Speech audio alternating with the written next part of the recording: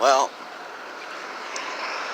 it's my impression at this point, based upon the last 10 years, no one is ever going to make sense. The Americans have somehow interconnected to fuck with me really badly. I mean, I could use Hollywood movies. I could cite examples of circumstances which validated with a rational motive people doing this over variables. None of it makes any sense. It's really just, I'm pretty sure, some sort of experimental entertainment, psychological experimental entertainment vengeance or something.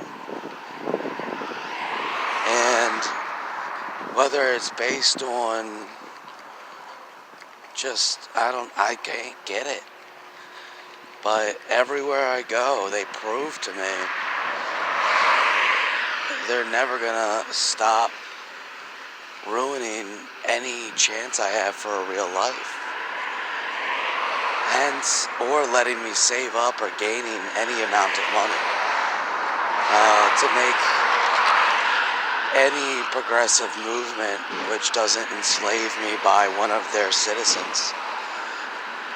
So the likelihood I'll get to Australia, which will take like $2,000 ticket and a really good amount of money, because once you're leaving the continent in a way where it takes $2,000 to get back, you've got to have at least 5 G's to make sure you don't screw up the next move.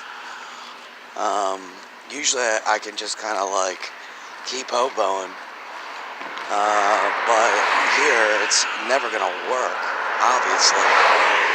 I always kind of make them feel bad by proving I've got very much so potential and very good ideas about how to help them, but they're all like satanic demons here who are guilty for something they've done wrong. And their society's never going to make sense now because of it. Whatever jaded the Nazis, the Southerners, and all the losers ever is what now jades every American civilian. And I don't know how to get into a position to get out of this hell. Once blockage goes down in a massive way, it goes down in every way onto all contexts and variables inside their society, and you just can't break them out. Like they show that scene in What Dreams May Come where she's going nuts in the kitchen and he gets her out, but that's a Hollywood movie. You can't save insane people. And I can't save myself until I get away from the insane people. Even though it's not insanity completely. They're all just being leveraged and paid off and everything. And if anyone gets this video to anyone, even though knowing what they're doing, they'll still attempt to validate this as my insanity and utilize it to hopefully get me locked up before I can get a new passport and get out of the country. But that's how sick America is. I mean, people don't get it yet. Like, America is a well-engined torture machine. Well-oiled torture machine. And not in the old school sense of dungeons and stuff like that, but in this very sick and seditious, I don't know, you ever seen that movie where the guy gets stuck in this weird situation? It's got Dan Aykroyd and he's a family man and he's got a controller and he's stuck in his TV. It's my situation, slightly more remnant of that sort of, but there's all sorts of encompassments of sick things which happen in America, which everyone thinks is totally fictional, but somehow, somewhere, in some way, all these most freaking crazy scenarios actually have gone down. Anyways, point of this recording is there's no way they're going to let you save up $5,000. There's no way they're going to give you better than minimum wage. There's no way they're going to allow you to feasibly keep that minimum wage job for more than 2 to 3 weeks. Thus and therefore, I'm thinking, stay positive. The funky crab bite, you know, I wanted to do something big with my life, like the elder care thing. Whether or not it actually became big, it just would have made me feel big because I actually accomplished for a few elders figuring out how to leverage modern technology to simplify life for them, giving them the super most economical, awesome option, which is, basically step in a car with electricity at no cost with cheap solar panels every day, going to a beach or a new location in Florida, utilizing their Social Security to eat whatever they want, and somehow get their Medicaid care to pay for a nurse watch through videos and some sort of video connection, so they could just always, until worst case scenario that they really were that immobile, would have to go into a nursing home or a hospice for under $50K. Like that doesn't exist right now. And if I could make it exist, maybe if I could incept people's minds with the concept of that being principal motive, instead of trying to suck every bit of money out of this dear sweet old people. But I don't know. Anyways, freaking funky crab bite, baby. Funky crab bite. Alright, think about this. You go into a restaurant. You bring your kids. And the kids are like, "Ooh, I want that one, I want that one." You think about picking your own lobster. But what about picking your own crabs? Like apples. And you pick your own crabs. You pick each and every one that you want. Hopefully you're picking the ones that look the best and are biggest. And we give you a scooper or tongs to pull them out into your own bucket. You give it to the waiter. Everyone chooses exactly what they want. It's very simple. You get to pick from 3 special oils. Dad and Mom can get the special oils, obviously. And if you drink around children and think it's wrong to get special oil around them, not showing them carcinogen smoking, and get high around them slightly as opposed to drunk, you're in denial. It's actually much more kosher to get a little buzzed from marijuana or THC around your child than getting drunk, obviously. There's so many domestic violences committed about being drunk. You know about that, Paul. Anyway, so I'm thinking, pick your own crabs, pick your lobsters. It's mostly going to be a crab thing. Make my own specialty. Figure out what Old Bay's made out of and make a super fresh version of it myself. Have an indica, hybrid, and sativa special oil. Make my own baked spread. Maybe 2 different types, I don't know.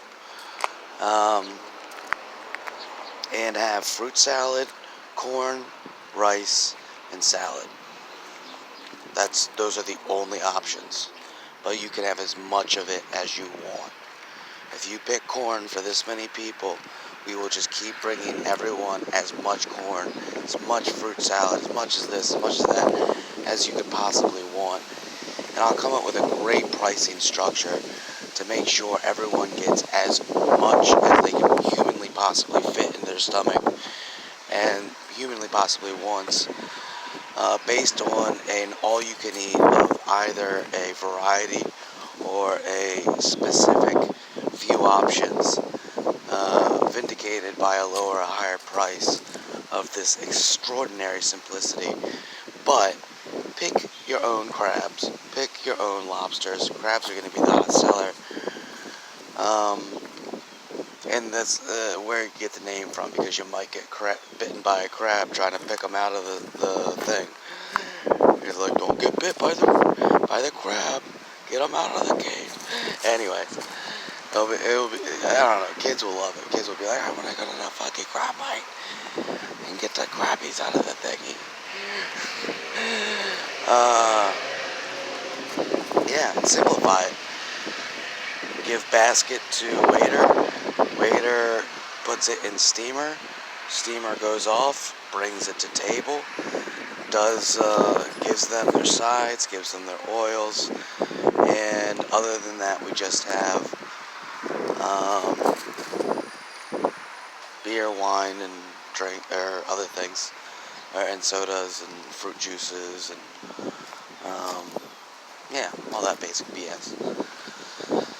But I'm imagining a simple, humble little place like I went down to in Jamaica, which is just, I think, 10 miles down the road from the Hilton. But it's this beautiful little dock where you can get conch fritters for like $5 and a bag of bud for like $5 from the locals. Play dominoes, hang out. But that's what I want my bar to be, or my restaurant to be. A hangout spot for the locals and a memory for anyone who wants to feel like they've, I don't know, made a connection with Nova Scotia. So, yeah, I mean, I'll probably only be able to figure out how to get $500 to $1,000 under the circumstances I'm in, and pray to God I can get across the border, which most likely I actually can this time, and just do my thing, you know. One day I'll get that restaurant. Federal legalization means that it's not going to be difficult to serve special oils at my restaurant, most likely, as time progresses and simple laws with low cost for licensings takes place to indulge in that sort of Amsterdam nightlife and cafe restaurant construct. So it will be beautiful. It'll have a little dock going out to the water, and a little hut for like the locals that just want to play games and hang out for a long period, and a quaint little beautiful setup with just make it classy but rugged. So each table's gonna have a fresh rose, fresh white cloth, but the chairs are gonna be rugged. The table under the cloth will be rugged. The structure itself might be antique looking, but with just a clean white sheet, nice utensils, and a clean rose at each table, it will send just the evermost small detail of class. And with that array of simplicity and being allowed to just gorge on the basics: corn, rice, salad, fruit salad, and fresh baked bread that you can dip in special oils with a fairly reasonable assortment of drinks, including alcohol, no liquor. But yeah, I think that would be nice. So, anyways, I'm trying to stay positive, but today I've come to the realization it's never going to end. I'm always going to be put down. I'm always going to be kept down. One, by societal irrationalities as to what the lowest skilled worker is worth, and a disproportionate relevation of what 40 hours a week should be able to pay for in a society's lowest amenities. No one's ever going to start thinking like that. They're always going to intellectually run you in circles and bullshit you. And these people don't have hearts. They're not going to really care They're just going to keep justifying the lowest possible cost, and that's the best thing for the consumer. It's like, well, 50% of your consumers are living paycheck to paycheck.